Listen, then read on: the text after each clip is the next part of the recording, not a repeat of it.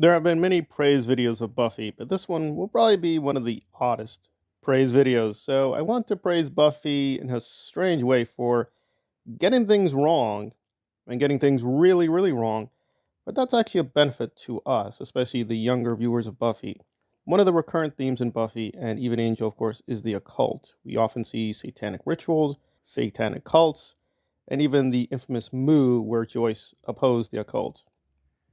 So there's kind of good news, bad news with this whole thing, namely that apparently Joss Whedon and the writers of Buffy didn't even bother to get any of the basics right, so they're just throwing stuff out of nowhere, and they invoke these names. And I will concentrate a little bit on Willow and some specific episodes.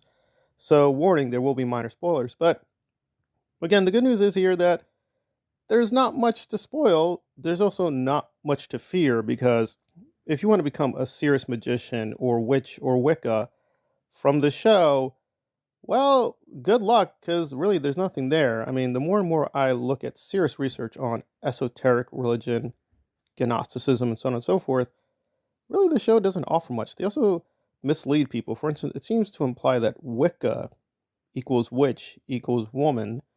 No, there are male witches. You can be a male Wicca.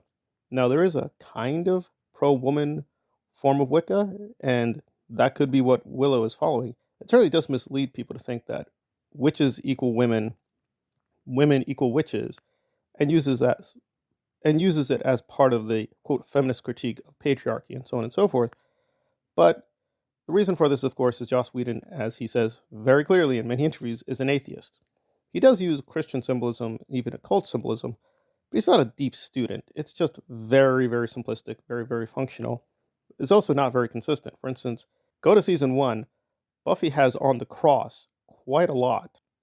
It even, quote, saves her life. However, in season seven, they don't really bother with the cross. The cross does come up for a significant symbol with Spike early in the season, but they don't even bother with the cross to use against vampires. They're like, yeah, whatever, cross. The show never had much consistency with how the magic system worked or the occult work or whatever. It just seemed to have a very simple portrayal, namely Willow was a good witch using, I guess, white magic. When she uses black magic, that's bad. But again, I'm not attacking the show here. I think that's actually very valuable and may have done a bigger service than even Joss Whedon realized when we look at something like the Memphis 3, where Damien Eccles seemed to be a very real life hardcore witch. And I don't think Damien is guilty of the murders he was accused of, but I don't have a doubt that there was some kind of satanic underground in Arkansas, or Damien knew of people who engaged in some pretty ugly acts. He was a very deep student of Aleister Crowley, and Crowley did recommend human sacrifice. Occult symbols and esoteric symbols, I'll double check, but not a very deep guide to magic. White magic, gray magic, black magic. It's just like, magic is a thing. It's mainly a plot device.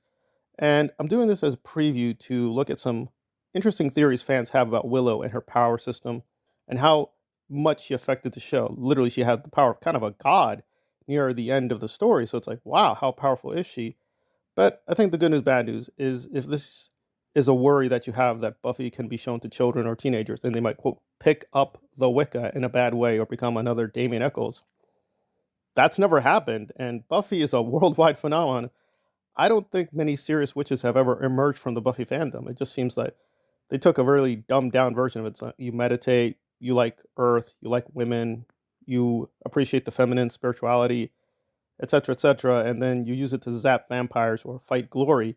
But beyond that, Wicca doesn't really mean anything. And to put it mildly, even vampires and other key terms, demons, there is still a lot of debates. What is a demon? What is a vampire in the Buffy mythology? So I'm sure some of this was intentional, that Joss Whedon is kind of plague on all houses. He doesn't care about esoteric religions. He doesn't care about Christianity. He doesn't care about Judaism. It's kind of an open-minded forum to both praise religions, but also make fun of them and just not take it very seriously. So that's a good thing. If you thought that there's a satanic panic element in Buffy, well, good luck. It just doesn't seem to really care about magic in any serious way. But I think that's actually a good thing, that it actually inoculates you to the pretensions of magicians. But I'm open minded. Maybe magician and magic is a legitimate religion and should be studied carefully. But I'm looking at it analytically. I don't really take it seriously onto itself. However, it is a remarkable thing that even though magic is the center stage of Buffy, it really doesn't mean anything. It's just a very simplified system of rituals, actions, superpowers, and so on and so forth. But again, like I'm saying, that may have been a accidentally good thing to really ward people off to the dangerous side of magic. So it's an interesting aspect of Buffy that magic is both the center and focal point, but at the same time, it really doesn't mean very much, which definitely is not the case with more hardcore Wicca cults. They do take it seriously and sometimes do very ugly things to, quote, realize the magic.